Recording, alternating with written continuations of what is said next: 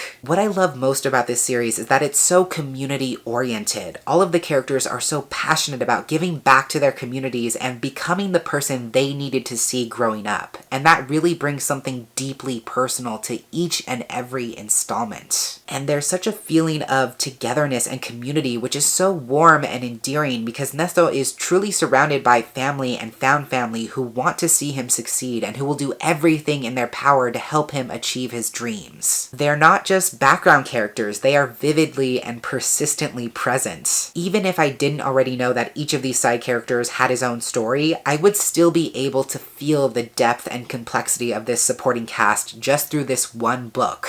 And I was such a sucker for this romance because it has these two deeply earnest, passionate, thoughtful characters who are both having to rethink their priorities when it comes to love and when it comes to the kind of love they think they can accept. With Jude, I really appreciate how the story shows that the kinds of unhealthy relationships that make us guard ourselves are not always romantic. He went through a lot of religious trauma with his family, and when it comes to letting people in, that's what really makes him hesitate. Nesto is learning how to show Jude that he can really be there for him, which is tough for him because he's laser focused on his business, and as an immigrant he's been so hardwired to put survival first that he's forgotten how to prioritize what he needs and wants. I feel like that's the biggest takeaway from the story, that the same way we go hard for our survival, stability, and success, we should fight just as hard for our happiness. This has everything you could possibly want in a queer adult romance. It's steamy, it's funny, it's heartfelt, it has an unforgettable cast of characters, it meaningfully addresses social issues, it has great food. I could go on and on and on, but suffice to say I gave this one 4.5 stars. Then I listened to my Patreon pick for September, and that just happened to be Illusionary by Zoraida Cordova, once again read by Frankie Corzo. This is the second and final book in the Hollow Crowns duology, a fantasy series set in a Spanish-inspired world based on Inquisition Spain, and it's about Ren, who has the magical ability to steal or siphon memories from people or objects. As a child, she was forcibly taken by the king to use her magic as a political weapon, but she later escapes and goes on to become a rebel spy as part of a group known as the Whispers. But in the first book, when one of her fellow Whispers is taken captive, she is forced to go back to the palace undercover to not only get her comrade back, but to hopefully destroy the kingdom from the inside. I won't say much more, but now Ren is having to team up with a former enemy to track down a legendary magical artifact known as the Knife of Memory, which is said to have the power to end the kingdom's ongoing war without bloodshed and to finally bring peace. Content warnings for some descriptions of execution and torture, blood, graphic injury and violence, exploration of trauma, and some fade to black sexual content. I love both books in the Hollow Crown duology so much, and I love that they're so different, but they're both able to be these delightfully tropey and exciting fantasy stories. Illusionary is a book that I would describe first and foremost as a fantasy romance, and I knew that going into it, and I was not disappointed in the slightest. The gradual slow burn childhood friends to enemies to reluctant allies to lovers romance is so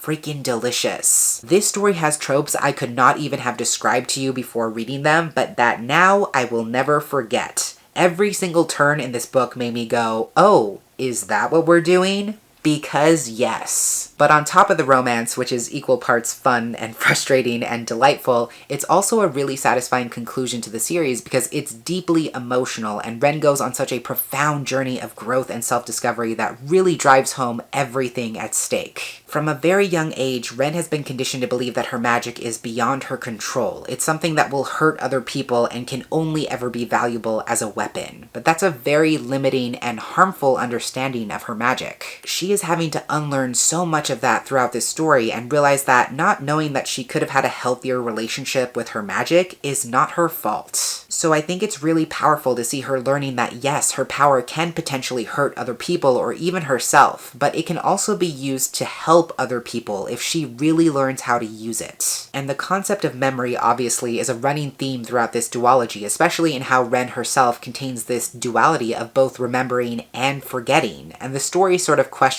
which of those things has a longer lasting impact. The whole thing with the Knife of Memory is that it can potentially remove the memory of people or events from collective history. So the question becomes, is it better to erase the bad things from collective consciousness or make people remember things that have been purposefully erased from this country's past? And that kind of ties into this bigger exploration of what it really means to heal, what it means to atone, and what role memory plays in finding a sense of unity, healing, and peace. Those questions make the story even more compelling and help drive this finale to a really satisfying endpoint. I will say that I think the ending came on pretty quickly, and that I wish the final line in the epilogue was as powerful as the last line in the last chapter, but I still enjoyed this so much and I gave it 4.5 stars. And the last book I finished in September was my arc of The City Beautiful by Aiden Polidoros. I was generously sent an early finished copy of this book from Inkyard Press, and it just came out on October 5th. I believe the author is queer and Jewish, and this is his debut novel. It's a queer historical YA mystery set against the backdrop of the Chicago World Fair in 1893. The main character, Alter, is Jewish and a Romanian immigrant who is working as much as he can so he can afford to bring the rest of his family to America. But then his friend and roommate Yakov suddenly becomes the latest victim in a long line of murdered Jewish boys. Not long afterwards, Alter finds himself possessed by Yakov's Dybbuk, which is hell-bent on getting revenge. So not only is the Dybbuk slowly but surely taking over Alter's body, but he's also thrown back into the path of a mysterious and dangerous boy from his past. Content warnings for death, blood, references to terminal illness, massacre, and mass murder, brief reference to suicide ideation, internalized homophobia, anti-Semitism and anti-Semitic slurs, non-graphic references to past sexual abuse, fire-related trauma and drowning, as well as violence. I have been anticipating this book's release since the beginning of this year, and it did not disappoint. This is such a great murder mystery that keeps you guessing and keeps you on your toes. In his author's note, Aiden Polidoros talks about how he wanted to write a story that was unapologetically Jewish, that irrefutably centers queerness and Jewish culture in a historical context, but that did not further exploit the trauma and suffering of the Holocaust. Not only has he accomplished that, and not only is this kind of story incredibly necessary in that sense, but he does such a great job of capturing the nuances of Jewish beliefs and practices while also giving us a hero whose journey is so incredibly cathartic. To have Alter, this queer Jewish hero, be so determined to overthrow his would-be oppressors is powerful. For him to seek justice for these missing Jewish boys who no one seems to care about is powerful. He is very deeply dedicated to his community, and ultimately that's his greatest strength. There's also a tension in the setting of the story and how it's set against the backdrop of the World Fair, which boasts itself as this multicultural epicenter of entertainment, and yet people are more preoccupied with the performance of America's beauty than actually protecting this vulnerable community living in America. And there's really fascinating parallels with the idea of assimilation, because Alter is a very traditional person who doesn't want to change the way he looks, the way he dresses, the way he speaks, what he believes, obviously. He wants to cling to those traditional markers, but that also potentially